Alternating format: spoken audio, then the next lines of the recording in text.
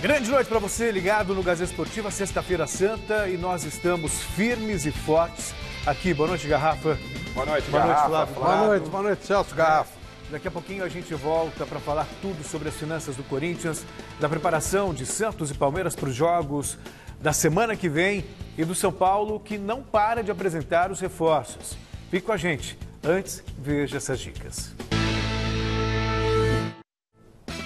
Estamos de volta e antes de ir para a nossa enquete, o site Transfer Market fez um levantamento mostrando os jogadores do futebol paulista com o maior valor de mercado e os 4 primeiros a gente colocou na nossa enquete. Olha só, dos jogadores com o maior valor de mercado do futebol paulista, quem você escolheria? Gabriel Veron, Gabriel Menino, Caio Jorge ou Claudinho? Entre no site o gazetesportivo.com para deixar o seu voto. Você também pode usar o nosso QR Code que aparece aqui do lado. E não se esqueça também de mandar vídeos pelo WhatsApp de até 10 segundos. O número do telefone é 11, se você estiver fora da Grande São Paulo, 994791633. 994791633. Para vocês, como diria Michele, meninos, né?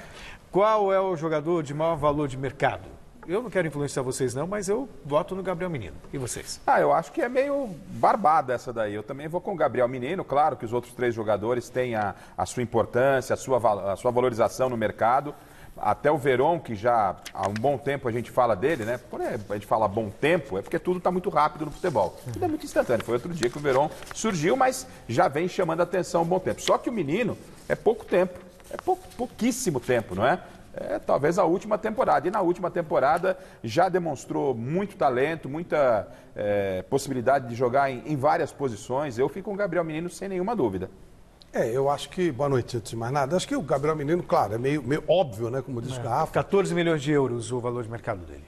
Eu coloco muito próximo disso o Caio Jorge, porque ele é um atacante, ele é muito jovem mesmo, até outro dia jogar na Sub-17. Ele tem um mercado aberto, porque ele foi visto, né, nas seleções de base. O Veron, o problema dele é a fragilidade física dele. Isso e pode ainda pesar. Não se firmou, né?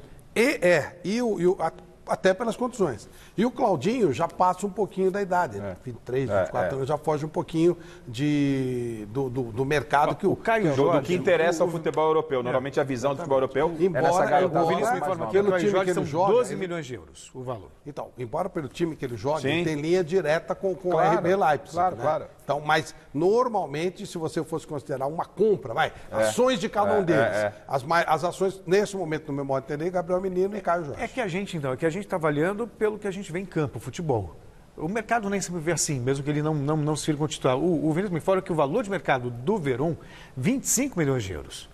Ou seja, 11 milhões a mais que o Gabriel Menino e 13 milhões a mais que o Caio Jorge. Então, ele é atacante e muito hábil, é um jogador de alta velocidade. O Caio Jorge é um centroavante, jogador mais centralizado, sai um pouquinho. Jogador pelos lados do campo, quando tem a gente... Claro. Né? Assim, o problema do Verão, eu não estamos nem falando de qualidade técnica. Tecnicamente, o que eu mais gosto é o Claudinho. Mas tem o fator que de é o idade. que menos vale pela idade. Pelo fator 8 de idade, milhões e meio. parece que a gente está falando de um velho, Não, claro. 20 e poucos anos.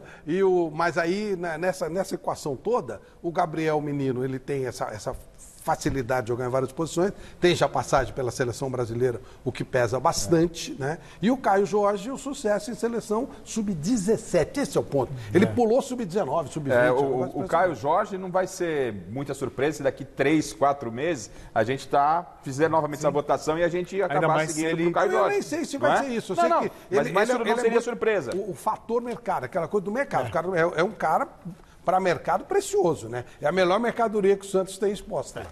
E o mestre Alberto Helena Júnior? Mestre, olha só, de acordo com o site, Gabriel Veron vale 25 milhões de euros, Gabriel Menino 14, Caio Jorge 12, o Claudinho 8,5. Bate com o que você pensa também, ou o senhor pensa em relação à qualidade desses jogadores? Mais ou menos isso, mas eu, de minha parte, preferia contratar o Claudinho. É um jogador que eu admiro, que tem habilidade, é ofensivo, artilheiro, sabe jogar, enfim, é um jogador preciosíssimo no futebol brasileiro atual, que é muito segmentado entre jogadores específicos para determinadas funções e tal. Ele não, ele lá no ataque ele se vira, nego, sabe jogar. Tá certo. Aí a opinião do mestre, a gente de Gabriel Menino, ele de Claudinho, né? E você em casa, aproveita, participa e faça a sua votação no site gazetesportiva.com. Vamos agora para a nossa redação com o Thiago Salazar. Ele vai trazer para nós um levantamento das dívidas do Corinthians. O total, a gente já sabe, está perto de R$1 bilhão, ou passou de R$1 bilhão. Mas explica para nós como esses números aumentaram tanto de uns anos para cá. Boa noite, Salazar. Boa noite, Celso, amigos do Gazeta Esportiva, meus amigos Flávio Prado, Osmar Garrafa. É como você falou, a dívida do Corinthians chegou a algo próximo de R$1 bilhão. O clube soltou um balanço financeiro no último sábado, detalhando toda essa dívida. E eu trouxe aqui, a gente vai mostrar agora para o torcedor do Corinthians e para os outros torcedores também entenderem um pouco por que o Corinthians está com tanta dificuldade para contratar reforços, para pagar salários. Dá uma olhada comigo.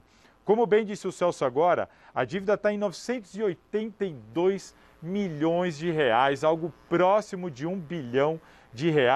E uma atenção aí, hein? A dívida a curto prazo é de 586 milhões. 586 milhões que o Corinthians tem para pagar agora, em pouco tempo. E apesar do time não ter conseguido nenhum título em 2020, ficou só em 12º no Campeonato Brasileiro, dá uma olhada da despesa com o futebol. Foi de 454 milhões para 461 milhões para um time que ficou em 12º no Campeonato Brasileiro. Com isso, começa a ficar cada vez mais difícil de pagar as contas em dia. O que isso reflete? Dá uma olhada na dívida com o direito de imagem. O direito de imagem, aquele complemento para o salário dos jogadores, ela pulou de 48 para mais de 121 milhões em apenas uma temporada, gente. Isso aí é de uma temporada para outra, mandato ainda do André Sanches, 462% de aumento só nessa dívida de direito de imagem. Como é que faz então para pagar as contas? O clube vai lá e pega empréstimo. Mais de 100 milhões comprometidos até 31 de dezembro de 2020 com empréstimos. E aí tem uma curiosidade. 83 milhões e meio, né, como está aí na arte, é com banco. São empréstimos que o Corinthians fez com bancos. E mais de 20 milhões com empresários. E aí eu tenho um detalhe aqui, são só 3 empresários e o curioso é, a taxa por mês de juros que o Corinthians paga a estes empresários é muito superior à taxa dos bancos. Então o Corinthians pegou ali 4, 5 milhões com 2 ou 3 empresários com taxa de 1,94, 1,5, sendo que com os bancos é 0,4, 0,5. Então chama atenção quanto que o Corinthians acertou esse pagamento por uma taxa assim que fica difícil da gente entender o motivo. E aí vamos lá, gente. Receita com venda de jogadores. Aí a situação melhorou. Por que melhorou? Porque conseguiu negociar o Pedrinho. Fundamental para os números não serem ainda piores, né? Foi de 45 para quase 190 milhões com a receita adquirida de receita de jogadores. E o déficit final do ano melhorou, mas ainda é muito ruim, muito preocupante. 123 milhões de reais de déficit fechou o Corinthians no balanço de 2020. E atenção, gente, todos esses números são referentes à dívida do clube, não tem nada a ver com Neoquímica Arena. E eu apurei junto com pessoas do Corinthians e da Gaviões da Fiel, eles se reuniram ontem no Parque São Jorge e sobre a Neoquímica Arena, a Gaviões da Fiel pretende sim ajudar o clube com uma espécie de vaquinha virtual. Eles estão estudando de que maneira fazer isso. O Corinthians entende que deveria assumir essa responsabilidade, mas não descarta, quer tentar dar alguma contrapartida, enfim. A Gaviões quer e o clube vai estudar de que maneira ela pode ajudar com uma vaquinha virtual para pagar a dívida da Arena, que não tem nada a ver com esses números aí que a gente mostrou agora, viu, Celso? Tá certo, Salazar. Daqui a pouquinho então você volta com mais informações do Corinthians. A gente vê ali no gerador de caracteres, né, o famoso GC, Corinthians um novo Cruzeiro. Eu não sei o que pensam vocês. Não sei se é o caso, que o Cruzeiro foi até um caso de polícia. Agora, a questão da má gestão, isso fica claro. Se você tem uma empresa, aí você contrata pessoas com salários milionários e você não tem receita para pagar, É óbvio que vai dar prejuízo. Ou eu estou errado? Não é um caso de polícia também? Aí eu acho que é de incompetência.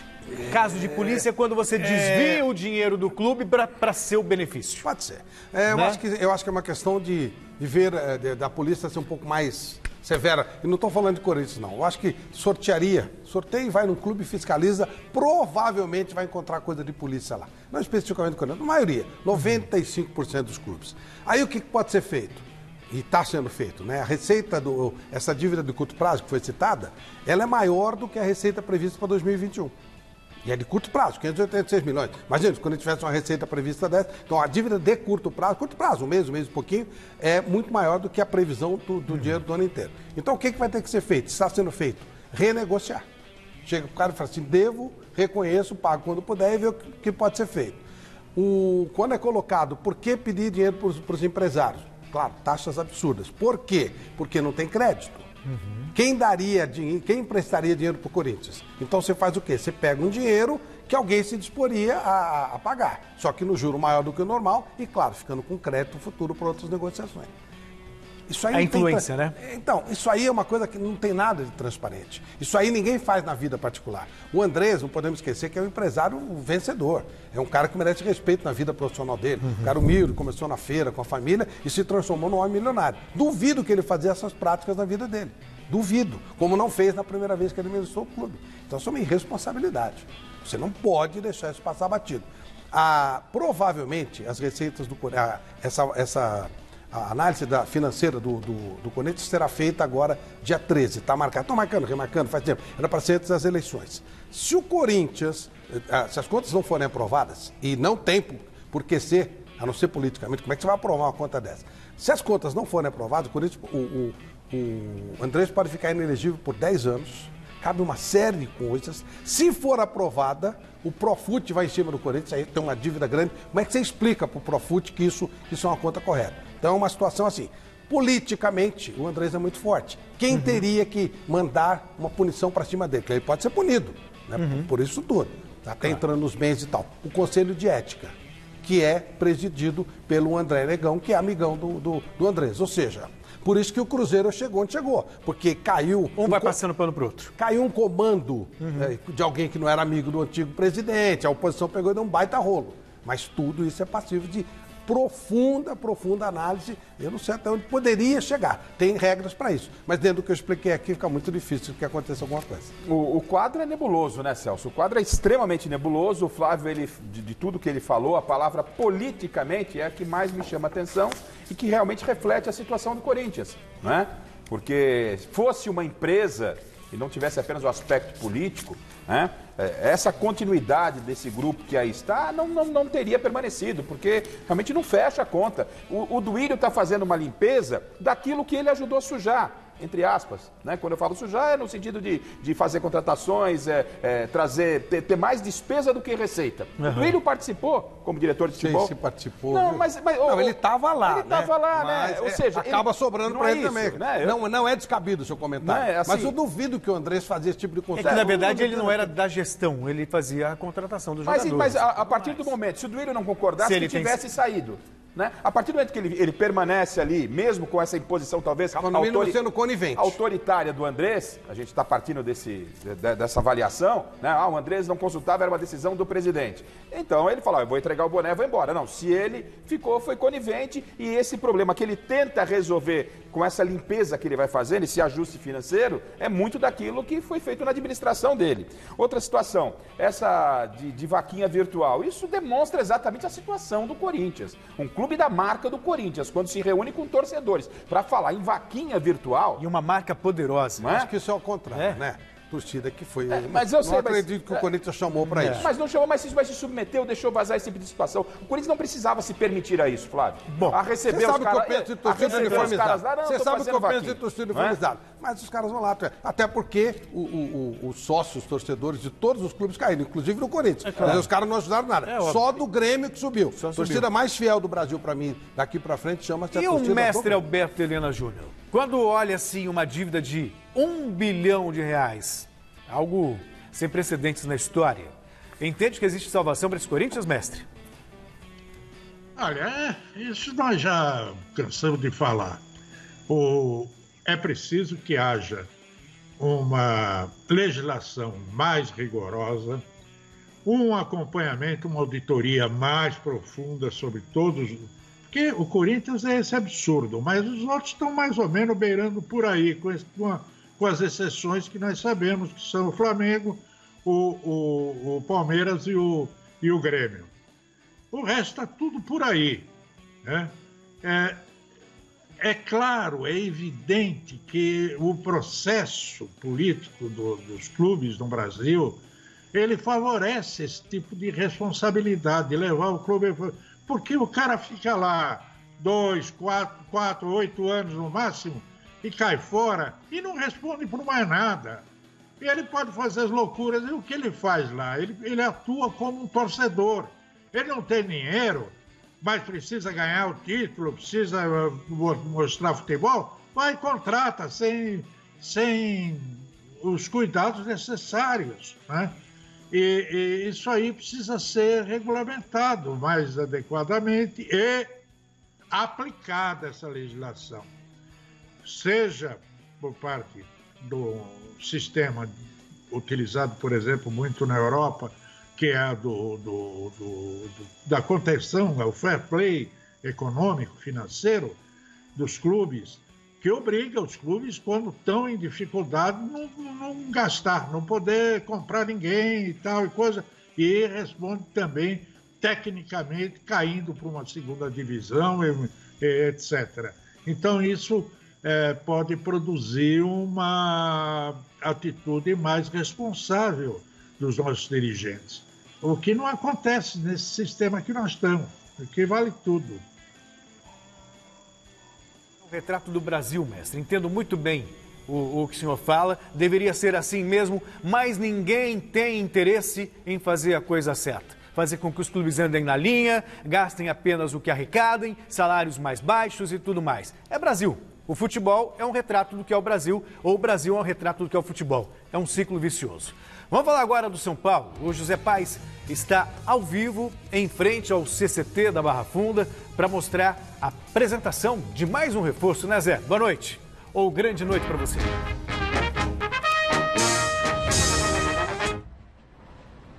Grande noite para você, meu querido Celso Cardoso. Grande noite para todo mundo que acompanha o Gazeta Esportiva nesta sexta-feira. Pois é, ontem foi apresentado o William Volante, de 34 anos. Primeiro, a possibilidade dele não ser inscrito no Campeonato Paulista pelo São Paulo. Lembrando que o tricolor tem 3 vagas a serem preenchidas no Paulistão e muitos reforços chegaram. Miranda, Orejuela, o próprio William, o Éder, enfim, tem o Benítez que ainda não foi apresentado. E também sobre a possibilidade de ser utilizado no time titular ou não pelo técnico argentino Hernan Crespo.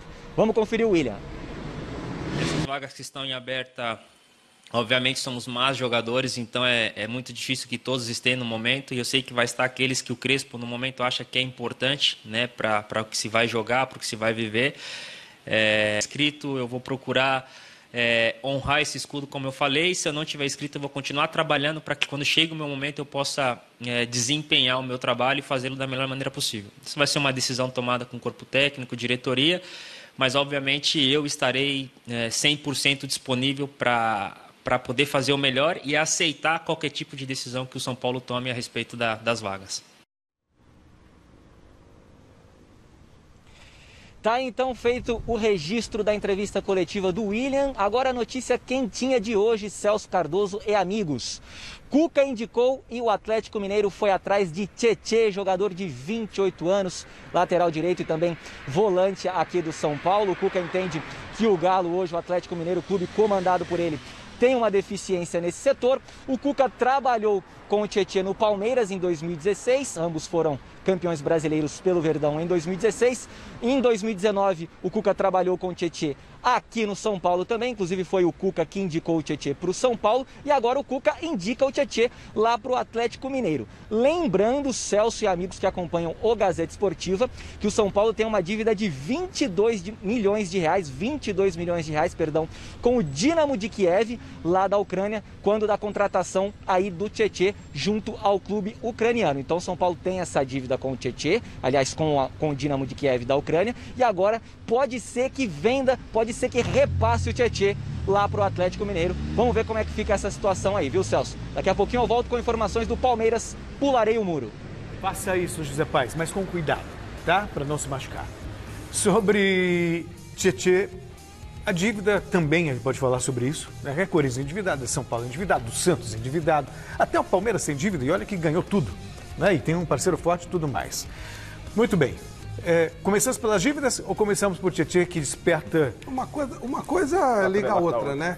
O São Paulo tem feito, o Júlio Casares tem feito o que está fazendo do Willian, ou seja, renegociando dívidas. O São Paulo teria penhora de alguns dos seus bens se não tivesse agido rapidamente com o Petralha para dividir uma dívida do Pablo. Primeira prestação do Pablo, que não foi paga.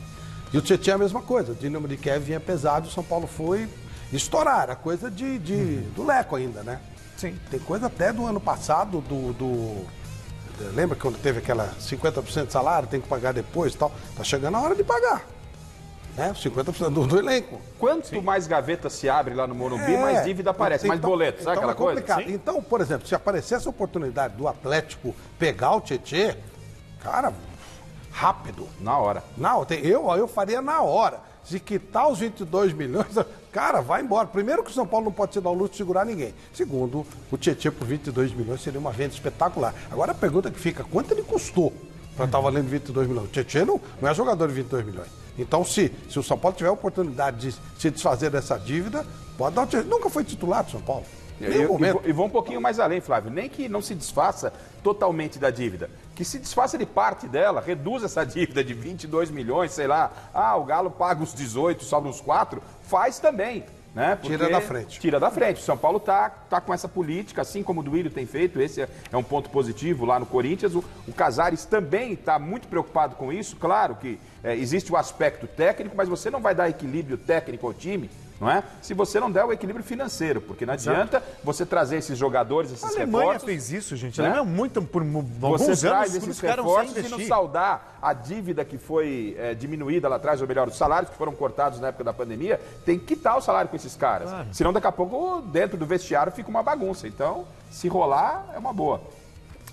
Poucos torcedores palmeirenses sabem, mas hoje e amanhã são datas bem importantes para a história do clube. Então nós chamamos 2 palestrinos ilustres para participar de um desafio de perguntas e respostas. Quem comandou essa brincadeira foi o Guilherme Camada. Dá uma olhada.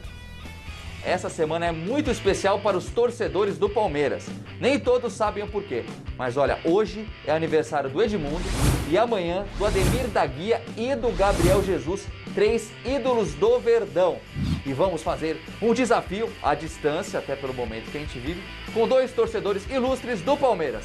Hoje a disputa é entre os humoristas Rudy Landucci e Marco Bianchi. A gente preparou esse quiz para vocês e vamos fazer essa disputa aí, valendo os 40 milhões de dólares que o Celso Cardoso vai pagar para quem ganhar aí, tá bom? O Celso e a Michele vão pagar para vocês. Olha, meu preço é isso. Topa. Qual é o bairro que Gabriel Jesus nasceu e cresceu? Limão, Jardim Peri, Casa Verde ou Jardim Ângela? Eu vou de Jardim Ângela, exclamação. Jardim Ângela. E você, Rudy? Marco Bianchi, no pique, Jardim Ângela, não é, porque ele não é na Zona Sul, ele é na Zona Norte. Eu vou de Jardim Peri com uma dúvida enorme, mas vou de Jardim Peri. E é ponto para Rudy Landucci, é Jardim Peri, isso mesmo, bairro de Gabriel Jesus. Quando foi a última passagem de Edmundo pelo Palmeiras? 2004, 2006, 2007 ou 2008? Eu vou em 2004, mas acho que eu vou errar. E vai pro inferno você e tua prima. Marco, e você, Marco? Não poderia desconhecer essa resposta, portanto, digo com bastante convicção que a última passagem do animal, racional às vezes, pelo Clube de Campo Palmeiras se deu no longínquo ano de 2006 DC. Acertou e empatou com o Rudy.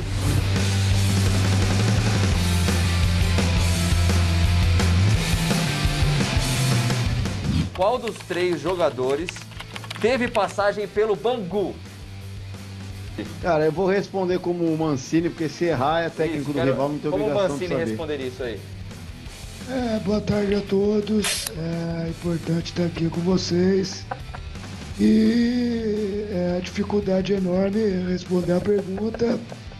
Eu vou responder Ademir da Guia e boa sorte. Vou pedir a Jesus para abençoar minha resposta.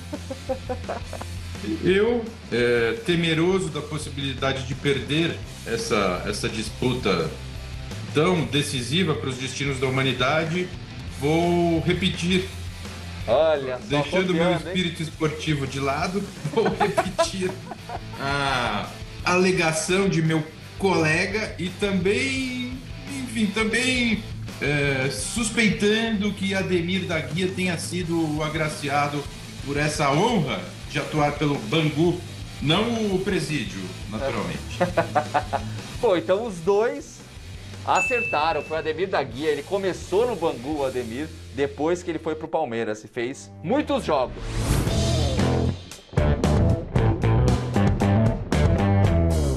Então agora vai ser por aproximação, já que esse negócio tá empatado, certo?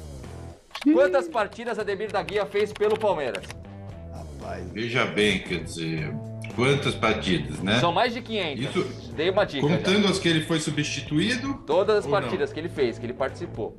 Então vou chutar aí 512 partidas. E você, Rudi? Cara, eu vou sinceramente, eu vou chutar 721 partidas. 721, bem específico, 21. Bom, então por ordem de aproximação, eu vou contar pra vocês que o Ademir da Guia fez 902 partidas pelo Palmeiras e o Rudi venceu a disputa por aproximação, por 721, quase ela. É muita partida, ele Mas, cara, é uma puta vitória. Parece que eu ganhei o Campeonato Brasileiro, sabe? Tipo, sem merecer nada. Eu errei de longe, tá ligado? Valeu, gente. Brigadão, tamo junto. Valeu, Marco. Valeu, Gui. Valeu, mano. obrigado. Prazerzaço mesmo. Obrigado. Valeu. Valeu. Um abraço. Abração.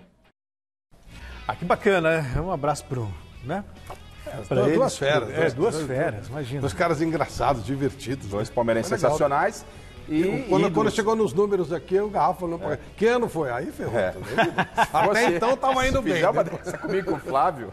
Marco Bianchi, Rudi Menucci, grande abraço para vocês. Pro Guilherme também andou muito bem.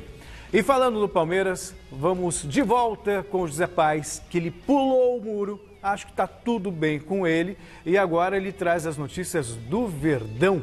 E não tão boas para variar. Certo? Conta para nós, O Everton no gol, Marcos Rocha, Luan, Gustavo Gomes e Vinha. Aí ali no meio, Felipe Melo, Danilo e Rafael Veiga. Lá na frente, Rony, Wesley e Luiz Adriano. Esse é o provável Palmeiras que entra em campo, repito, no próximo dia 7 contra o Defensa e Justiça. Esse time do Hernan Crespo, que hoje é técnico do São Paulo, no primeiro jogo aí da final da Recopa Sul-Americana, que coloca frente a frente, é sempre bom a gente lembrar, o campeão da Libertadores e o campeão da Copa Sul-Americana. Gostaram aí desse provável Palmeiras? E mais, menino vai fazer falta, Celso Cardoso? Volto contigo. Faz faz, mas também não é nada, né? Assim, o Palmeiras é um bom time. Dá um bom time. E tem o Patrick de Paula ainda, né? Pois é. Que ainda pode ser. Tem um elenco. Essa é a diferença. Então, Né? o Palmeiras ele pode se dar ao luxo de talvez não ter o Gabriel Menino. Lógico, seria importante você ter um jogador desse. Você poderia colocá-lo como titular e outro no banco de reservas, mas o Palmeiras pode se dar o luxo em qualquer partida de competição de mesclar jogadores. Sai um, entra outro e o nível mantém, né? Penso que esse é o diferencial Ou seja, do Palmeiras. um bom jogador, aí você vê quando o elenco é bom, quando ele, faz falta, mas tem quem substitua. Só o Flamengo pode se dar esse luxo, né? Pois é. Agora o Atlético está montando O Atlético um time Mineiro também, também. mais ou menos linear, mas é difícil. E o mestre? O menino vai fazer muita falta, mestre? Olha, eu confesso a você que eu acho que não. Porque da maneira que ele está jogando no Palmeiras ultimamente, ali com um falso ponta-direita, o chamado ala pela direita e tal, eu não acho que seja a melhor posição para ele. É um jogador de meio de campo, tem uma certa habilidade, chuta bem a gol, mas não é também essa... Né? eu prefiro essa formação com 2 pontas, né? O Rony de um lado, o Veron, ou qualquer o Wesley pela esquerda, e um meio de campo em que, na minha opinião, o meu querido Abel Ferreira está aí falando sobre o equilíbrio entre o romantismo e o pragmatismo, mas com 2 volantes não há equilíbrio. Ele podia perfeitamente trazer o Felipe Melo para zaga central, que foi a melhor solução dada pelo Luxemburgo para a posição do Felipe Melo, que melhora a saída de bola, e botar 2 meias com um volante apenas, o Patrick ou o Danilo, qualquer um dos 2. Essa é a minha opinião. Tá certo, mestre, essa opinião é muito importante. Ô Celso, só um detalhezinho. O técnico do Defensa e Justiça é o BKSS, que era quando ele eliminou o São Paulo aqui, depois ele saiu e agora volta cobiçadíssimo aqui pelo próprio Palmeiras brasileiro, exatamente. Então, no lugar do Crespo entrou o BKSS, ou seja, a linha, o estilo de jogo é ofensivo, é um time que toca bem a bola, não será um trabalho fácil para o Palmeiras. Rapidamente, eu me lembro que já teve interesse pelo BKSS? Santos, Palmeiras, Atlético Paranaense, o próprio São Paulo pensou. Foi muito comentado aqui no futebol brasileiro. Né? E o Palmeiras foi atrás sim, viu? Disse que não, mas foi. Deve ter. Foi sim. Zap, roda aí, tem recado da galera. Olá, Celso, Garrafa, Flávio, boa noite. Na minha opinião, o jogador que tem mais valor de mercado hoje em dia é o Gabriel Menino, tá bom? Ele tá jogando bem. Não que os outros não sejam, mas ele tá com valor de mercado bom, tá bom? Peron da Vila Matilde, um abraço a todos. Boa noite, Celso, Flávio, Garrafa. Na minha opinião, o maior jogador de mercado é o Claudinho, porque o Gabriel Menino se quebra muito, tem muita casca de ovo. Theo, aqui de São Bernardo do Campo. Boa noite. Boa noite, pessoal da Guarda Esporte. Pra mim, o Claudinho é o mais valorizado, porque o cara é bom, né, mano? É nóis. Nosso, boa noite. Intervalo bem rápido, já estamos de volta para falar mais de Corinthians e Palmeiras. Antes, tem mais dicas para você. E nós estamos de volta para falar do Santos, que vive a expectativa de contar com todos os titulares para o jogo desta terça-feira contra o São Lourenço na Argentina. A dúvida é em relação ao venezuelano Soteldo. O jogador chegou ontem ao Brasil e espera o resultado do teste de Covid-19 para ser reintegrado ao elenco. Se estiver apto para viajar, ele deve fazer apenas um treino com o time antes da partida pela Libertadores. A delegação folga amanhã, viaja domingo e treina na segunda-feira. Desfalque quase certo para essa partida é o atacante Caio Jorge, com dores na coxa. Semana decisiva para o Santos. E aí? Porque ninguém sabe onde será o segundo jogo, né? Pode ser no Paraguai. Sim, então, Brasília tem liminar, no tiro liminar, entra, então a gente não sabe, não dá para confiar em nada, né? Em princípio está marcado Brasília. Em princípio tá. Mas é aquela história, né? Eliminar que é caçada, quanto pega de novo, então não dá para saber. Não é fácil fazer ponto na Argentina, mas é importante o Santos trazer alguma coisinha e de repente o segundo jogo é em Campo Neutro. Não vai fazer tanta diferença jogar em Brasília, com o estádio vazio, ou jogar no Paraguai, mas sempre é um deslocamento. Você dá até moral para o adversário, né, que joga em Campo Neutro. As partidas, os times que jogaram nesse Campo Neutro do Paraguai, que eram mandantes, e que o Chile, por exemplo, o próprio Defensa e Justiça acabou sendo contra o Coquimbo, né, tendo essa vantagem. Esses times acabaram levando realmente para dentro do campo essa vantagem psicológica de jogar. De não jogar na casa do adversário. Exatamente. Eu penso que superação é a palavra para o Santos, Celso. Por quê? Porque além de todo esse problema de Covid e tal, o Santos ele saiu da casa dele, teve que sair do CT em determinado momento, ficou em Atibaia, o jogo está marcado para Brasília, mas pode ser no Paraguai, pode ser em qualquer outro lugar, então, enfim, é um tumulto, né, pro Gabriel, pro Olan que acabou de chegar agora, e aí ele está querendo arrumar o time e não tem Soteldo. Aí ele perde o Caio Jorge, que é praticamente desfalque certo. Aí não tem a definição de onde é o jogo, aí não treina no CT. Ele está tentando se ambientar com o Santos e aí é superação para o Santos fazer um bom resultado nessa partida aí pela Libertadores. Ô mestre, é um duelo de campeões, mas os times não encantam tanto assim, né, mestre? Não, claro que não. O futebol sul-americano está um lixo. É uma pobreza mental e técnica, né? Você vê, estamos aí às vésperas do jogo importante, e, no entanto, nem se sabe se vamos jogar no Brasil ou vamos jogar no Paraguai. Né? Isso é de uma loucura, de uma insensatez sem limite. Sem limite. O Santos está aí com um treinador novo que mal conhece o seu elenco.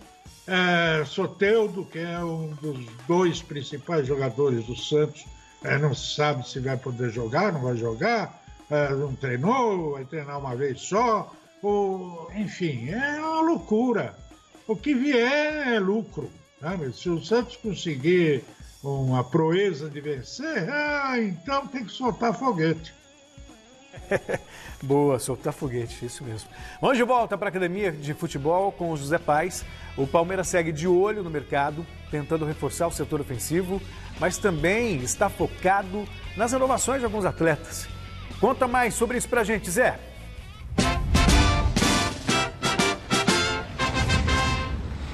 Pois é, meu querido Celso Cardoso, Felipe Melo, volante, e o William do Bigode, o William atacante, são as 2 prioridades de renovação da diretoria do Palmeiras. Isso porque o vínculo dos 2 com o Verdão vence em dezembro deste ano, dezembro de 2021. Então a diretoria aí já se mexendo para renovar com essas 2 peças consideradas importantes aí pelo técnico português amigo do Garrafa, o Abel Ferreira. Agora, informação importante trazida pelo meu amigo Celso Ardengue, da produção do Gazeta Esportiva do Mesa Redonda. As conversas com o William para a renovação de contrato do William Bigode ainda não começaram, mas, segundo fontes aí ligadas ao Palmeiras, essas conversas não começaram, mas o William Bigode pode assinar um contrato para encerrar a carreira aqui no Palmeiras. Esse é o desejo do William, ele quer terminar a carreira jogando pelo Verdão.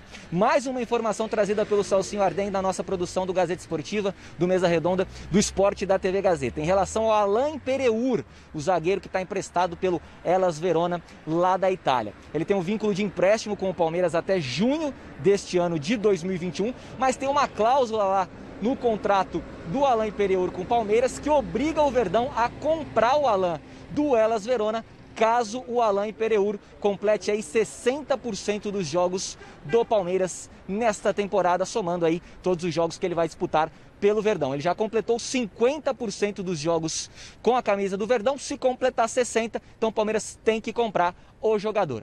Volto contigo, Celso. A gente vai falar daqui a pouquinho sobre o Alain Pereur. Não sei se é um bom negócio ou não para o Palmeiras, isso que eu quero ouvir de vocês. Tenho dúvidas, até na condição de comentarista também, se realmente vale o investimento.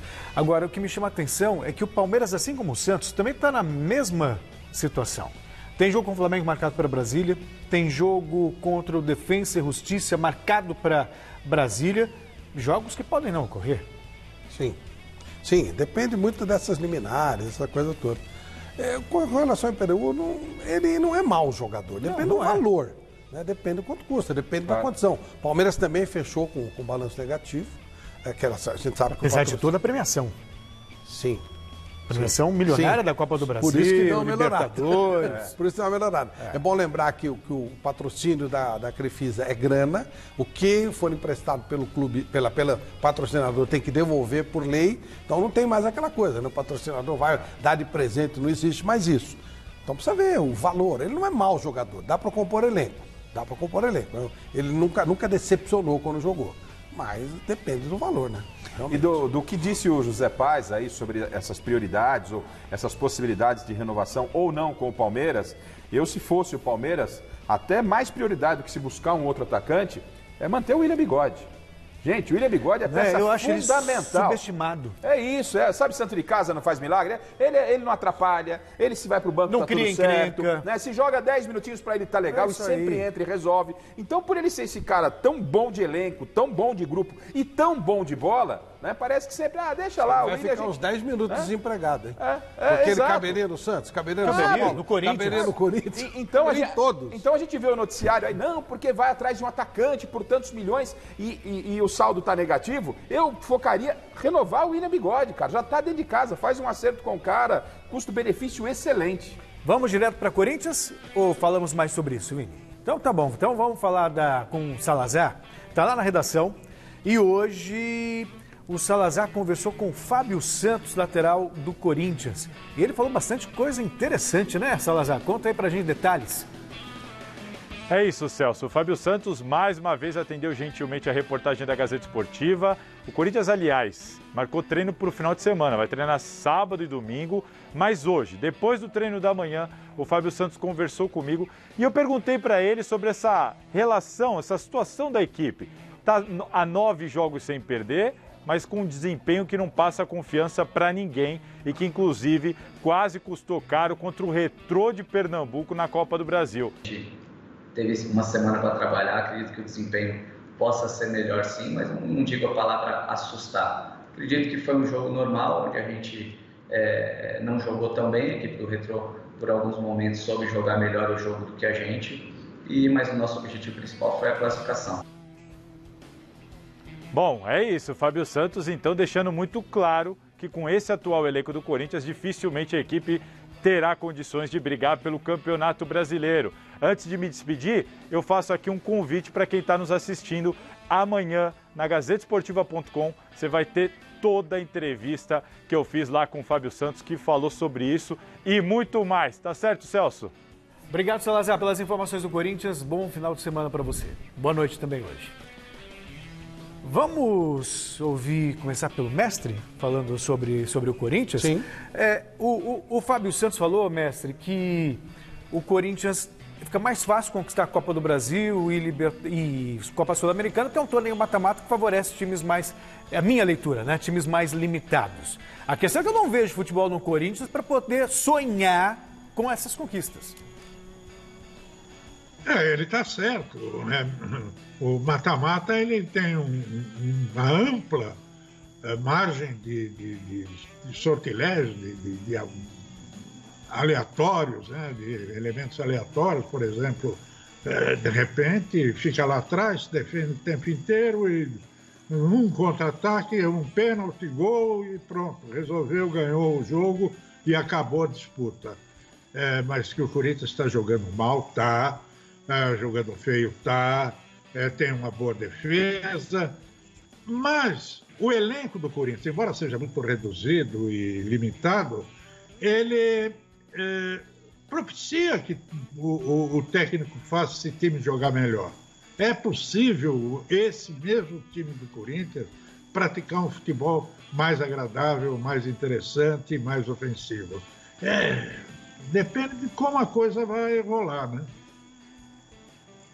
Domingo no Mesa Redonda, tá bom? Forte abraço, bom final de semana, boa noite, até domingo. Outro para você.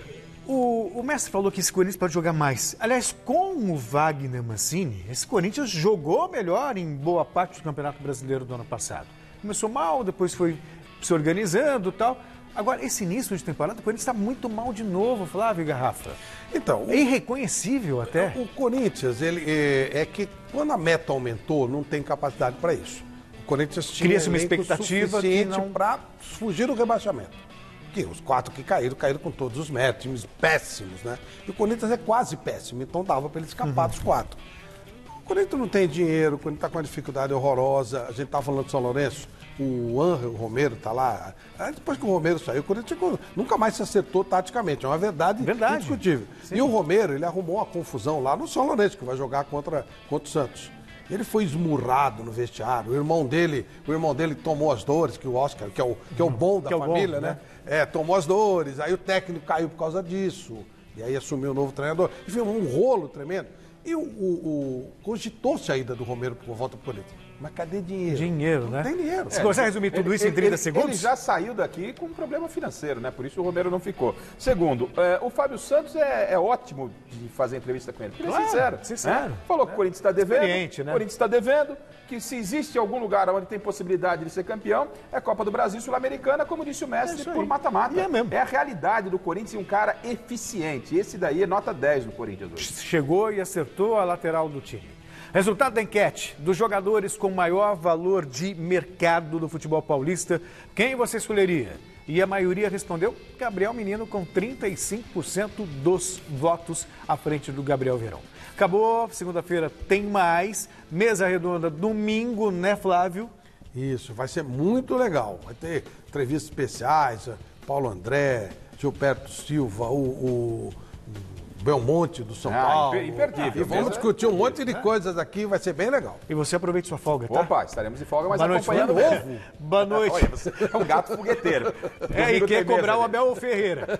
Tchau, tchau. Boa noite. Tchau, Bom final de semana pra você. Até domingo no Mesa. Fica agora com o Jornal da Gazeta e segunda tem mais Gazeta Esportiva. Tchau. Fui.